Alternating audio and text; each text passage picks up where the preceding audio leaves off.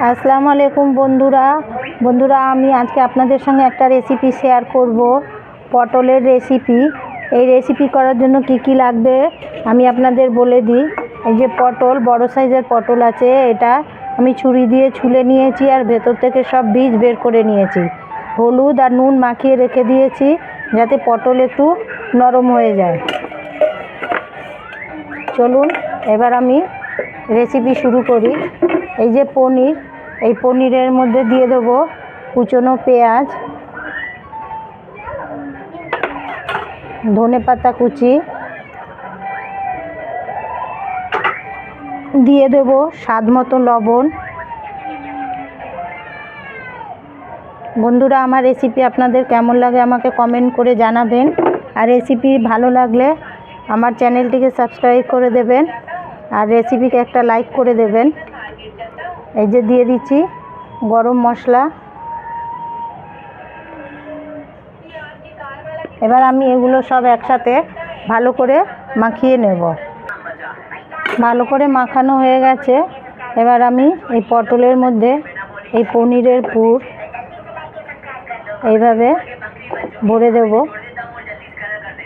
এই পটলের রেসিপি সাদা রুটি, পরোটা, লুচি যার সাথেই খান না কেন খুবই ভালো লাগে, খুব টেস্টি রেসিপি।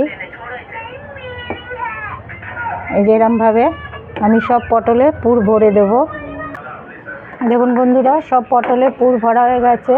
আর আমি পনির গ্রেট করে নিয়েছি আর ওখান থেকেই অল্প একটুখানি পনির তুলে রেখেছি, গ্রেভি করার সময় এটা লাগবে। আর ওই পটলের ভেতরের যে অংশটা ছিল ওটা কিন্তু আমি ফেলিনি, ওটা গ্রেভি করার সময় দেব। চলুন তাহলে পটলগুলো এবার ভেজে নেওয়া যাক। তেল গরম হয়ে গেছে। এবার এই পটলগুলো সবাই তেলের মধ্যে দিয়ে একদম মিডিয়াম আঁচে এগুলো 5 থেকে 7 মিনিট ভেজে নেব উলট পালট করে।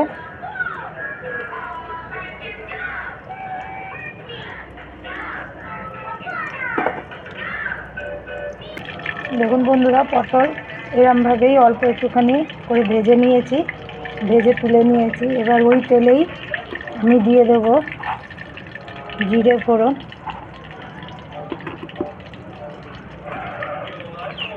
শুকনো লঙ্কা আর গোটা গরম মশলা, ছোটো এলাচ, দারচিনি আর লবঙ্গ।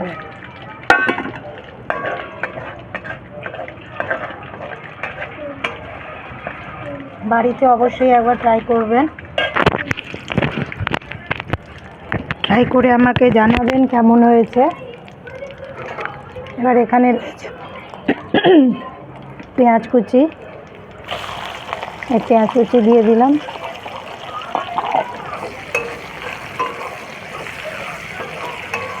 এবার এটা বেশ ভালো করে লাল করে নিতে হবে।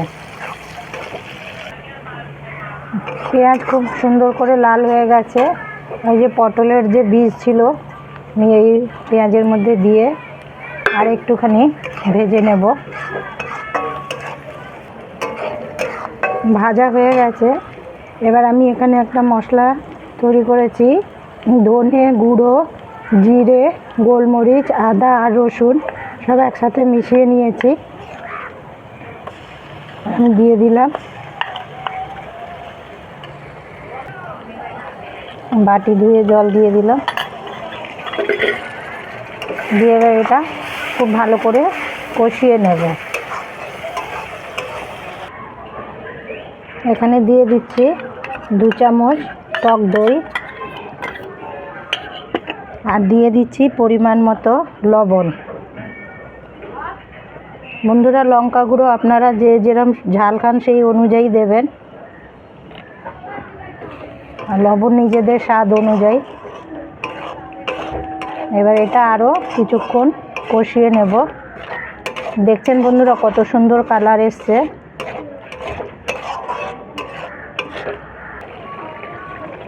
এই যে পনির আমি তুলে রেখেছিলাম, এই পনির আমি দিয়ে দিচ্ছি,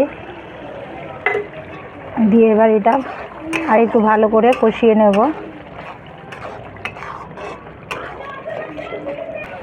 মশলা কষানো হয়ে গেছে। এবার দিয়ে দেবো পরিমাণ মতো জল, যে যেরকম গ্রেভি খাবেন সেই অনুযায়ী জল দেবেন। তবে এটা মাখো মাখোই হয়।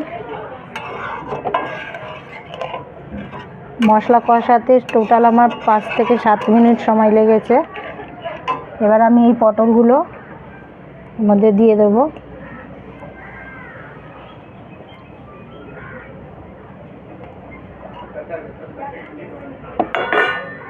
এবার দিয়ে একবার ফুটে উঠলে আমি সিম করে 10 মিনিট এটা ঢেকে রেখে দেব।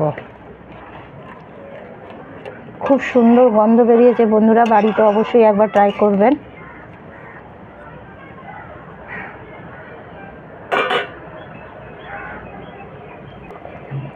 ফুটে উঠেছে, এবার আমি এটা ঢেকে দিচ্ছি আর গ্যাস সিম করে দিচ্ছি 10 মিনিটের জন্য।